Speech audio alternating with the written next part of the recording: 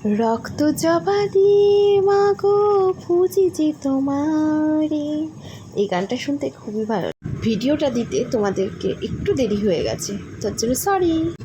Hello guys, তোমরা সবাই কেমন আছো? আমি খুব ভালো আছি, আশা করি তোমরাও খুব ভালো আছো। দেখো আমি আজকে রেডি হয়ে মার বাড়ি চলে এসেছি। মার বাড়িতে পুজো ছিল, তাই জন্য সাজুগুজু করে চলে এসেছি ঠাকুরের ভোগ রান্না করতে, কারণ মা পুজোর ওখানে একটু ব্যস্ত ছিল। তাই জন্য আমি এখানে সুজি আর লুচি করে নিয়েছিলাম ঠাকুরের জন্য ভোগ রান্না করার জন্য। আর কুট্টুস ওদিকে এতটাই দুষ্টুমি করছিল যে কুট্টুসের জ্বালাতনে আমি কোনো ক্লিপই নিতে পারছিলাম না। তো তারপরে অবশেষে ওর বাবার ফোনটা ওর কাছে দিয়ে আমি চলে আসলাম সুজি রান্না করতে। তো দেখো সুজিটা কত সুন্দর হয়েছে, একদম ধবধবে সাদা। তোমাদের কেমন লাগছে অবশ্যই জানিও। আর ছোটোবেলা থেকে দেখে আসছি মার সাথে সাথে আমার বাবাও খুব সুন্দর পুজোর গোছাগাছ করতে পারে। তাই জন্য আমি আর আমার বোনও ভালোভাবে পুজোর জিনিস গোছাগাছ করা শিখে গেছি।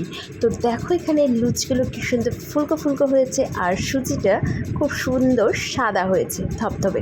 তো দেখো এই যে আমাদের ময়দানপুরের মা, এনার কাছে যাই চাওয়া হয় না কেন সেটা আমাদের আবদারটা মেটাই।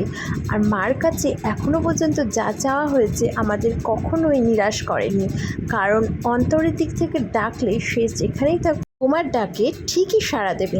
তাই জন্য তোমরা সবাই বলো জয় মা ও ময়দানপুরের কালী মায়ের জয়।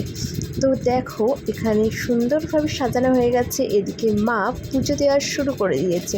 তো মা পুজো দেওয়ার পরে আমি মাকে বারবার বলছিলাম, মা তোমার পুজো দেওয়া হয়ে গেলে আমি একটুখানি ফুল দেবো, কারণ আমি সকাল থেকে উপোস করে রয়েছি পুজো করার জন্য, অঞ্জলি দেওয়ার জন্য। তো তারপরে বাবা এসে একটুখানি ঘটে জল আর ফুল দিল। বাবা পুজো করতে চায় না, কিন্তু সব পুজোর জোগাড় যন্ত্র করে দেবে, বাজারঘাট থেকে শুরু করে ফল থেকে শুরু করে সমস্ত কিছু উনি খুঁটিনাটি সমস্ত জিনিস দিকটা বাবাই দেখে নেয়। তাই জন্য মার অতটা হেঁটে চিনতে হয় না।